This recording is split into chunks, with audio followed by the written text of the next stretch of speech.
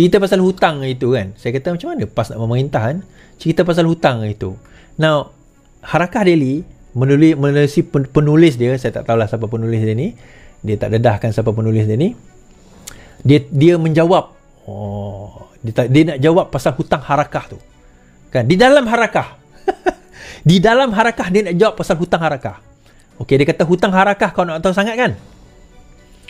Hutang Harakah kau nak sangat. Ni mesti ada penjelasan ni. Okey, kita jawab, kita baca. PH sindir PAS. Roh tergantung kalau hutang tak bayar. Konon nak beritahu Harakah tak bayar hutang pencetak. Sindir mereka lagi.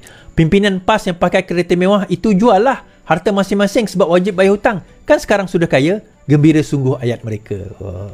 Alhamdulillah, terima kasih atas tingatan. Terima kasih. Alhamdulillah. Cuma nak maklum. Ini jawapan dia. Cuma nak maklum. Kes itu masih dalam mahkamah. Jadi kena tunggu keputusan mahkamah. Syarikat itu pun dah tutup. Habis nak bayar kat siapa? Bayar kat engkau ke Walanun? Dia kata macam tu. Syarikat itu pun dah tutup. Habis nak bayar kat siapa? Okey. Saya tak nak baca bawah-bawah tu sebab dia kata itu personal. Ada orang hutang orang PH masa jadi calon. Yang tu dia tak nyatakan kepada siapa orang berhutang tu lah. Tak ada lah. Tapi saya nak nyatakan dekat sini alasan yang digunakan. Dia kata syarikat itu sudah tutup. Habis nak bayar kat siapa? Bayar kat engkau ke Walanun? Dia kata syarikat itu dah tutup. Baik, kita baca kenyataan pencetak wang itu. Pencetak Harakah itu. Okey, pengurus NAJ Press Resources Hussein Jan merasa geram melihat PAS dan sikap pemimpinnya didakwa bermewah-mewah. Tuan-tuan, saya nak tanya, ini orang Walanun ke tuan-tuan? Ini orang PH ke? Saya percaya orang yang mencetak ni adalah orang PAS. Dia ni orang PAS yang cakap ni. Tapi dia dah geram 7 tahun tuan-tuan. Okey, dia kata macam ni. Sudah 7 tahun hutang tertunggak tak dibayar sepenuhnya. Okey, kemudian dia kata, ia membabitkan hutang Harakah dengan 2 syarikat. Pertama, Angkatan Edaran Enterprise Sdn Bhd atau Angkatan Edaran. Kedua, syarikat NAJ Press Resources Malaysia Sdn Bhd. Now, dia kata Angkatan Edaran sudah muflis. Dan pihak pengurusan sama menubuhkan NAJ Press Resources Malaysia Sdn Bhd sebagai pengganti dan terus mencetak Harakah pada ketika. Now, tuan-tuan dengar baca ni. Tuan-tuan dengar apa yang saya baca ni. Angkatan Edaran sudah muflis. Maksudnya syarikat pertama yang dituduh oleh penulis ini tadi, syarikat itu sudah tutup. Dia kata betul. Dia itu nama dia Angkatan sudah muflis. Tetapi pihak pengurusan yang mana menubuhkan Angkatan Edaran itu, sebabkan syarikat itu sudah muflis, pihak pengurusan yang sama dia tubuhkan satu lagi company nama dia NAJ Press Resources Sdn Bhd sebagai pengganti dan terus cetak Harakah pada ketika itu. Now, kita fikir secara logik. Kalau kau dah tak bayar hutang, tak dibayar hutang kau tak dibayar dan kau telah diisytiharkan sebagai muflis, kau nak lagi ke buat satu syarikat lain kemudian teruskan pencetakan? Logik akal kita fikir. Of course kau tak nak kan? Buat apalah kita muflis sebab dia tak bayar 2 juta lebih hutang dia. Saya ada kenyataan, saya ditunjukkan hari itu 2 juta lebih hutang dia tidak berbayar. Total 3 juta. Dahlah dia ada hutang yang dia tak bayar daripada company lama. Tiba-tiba dia declare diri dia bankrupt. Lepas itu dia pun kata tak apalah, saya buat kat company baru, saya terus cetak lagi. Melainkan ada promise. Ni saya tunjukkan surat tersebut. Tuan-tuan boleh tengok sendiri. Surat ini menyatakan bahawa jumlah hutang 3.053 juta setakat 31 hari bulan 10 2017. Now, dia macam ni. Kalau sekiranya dia tak ada janji, saya percaya ada janji. Janji untuk menyelesaikan hutang lama. Cuma mungkin hutang tu, yalah dia dah muflis, mungkin ada janji kata tak apalah kamu buka syarikat baru mungkin. Dengan syarikat itu nanti kami bayarlah. Tetapi sekarang dia guna alasan syarikat itu dah muflis. Kami nak bayar pada siapa? Pengurusan di dalam syarikat itu yang dah muflis itu sekarang ini buka lagi company baru. Bayar pada company baru lah. Takkan itu aku nak ajar? Takkan itu kita nak ajar? Itu yang pertama. Yang kedua, kita kata bahawa hutang itu bila syarikat itu sudah muflis, kita kata betul syarikat itu sudah muflis, ada tak hutang-hutang yang dia boleh tuntut daripada penghutang-penghutang dia? Jawapan dia boleh. Sebab itu benda ini masuk ke mahkamah. Perkara ini sekarang masuk ke mahkamah untuk dia nak tuntut. Walaupun dia syarikat itu sudah unwind, sudah winding down, kita kata sudah bankrupt, sudah bankrupt lah, sudah bankrupt. Bankruptnya kerana petition siapa? Dan boleh tak dia menuntut kepada orang yang berhutang dengan dia, termasuk PAS? Itu persoalan dia. Sebab itu perkara ini masuk mahkamah. Jadi alasan yang diguna, dia dah mau boleh nak bayar kat siapa? Itu alasan banggang, tuan-tuan. Tak, kalau negara ni berhutang, itu ke alasan yang PAS nak guna? Kan? Itu ke alasan yang PAS nak guna?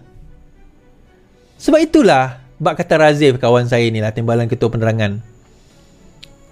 Di dalam kenyataan beliau, dia kata, negara tidak mempunyai pembangkang efisien, beliau berkata. PAS dan Perikatan Nasional gagal menjadi semak dan imbang sebagai pembangkang yang berkesan, dengan fokus mereka hanyalah mahu menggulingkan kerajaan.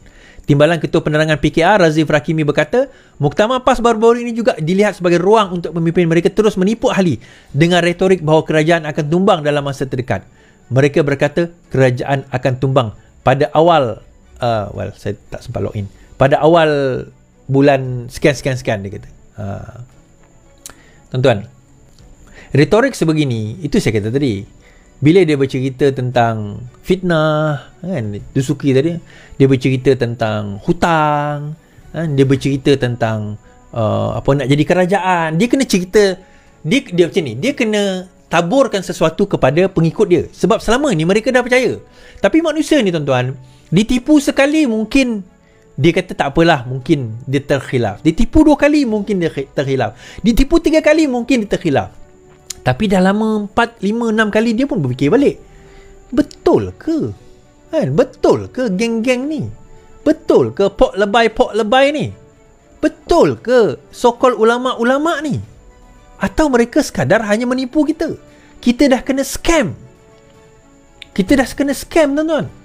Berkejadah, Dan yang menarik hari ini level pemikiran. Saya kata kalau PAS jadi pemerintah, ni level pemikiran pemimpin PAS. MP Langkawi tak mahu pakai apa-apa pun tak apa, kata ayat seksis MP Langkawi cetus kecoh.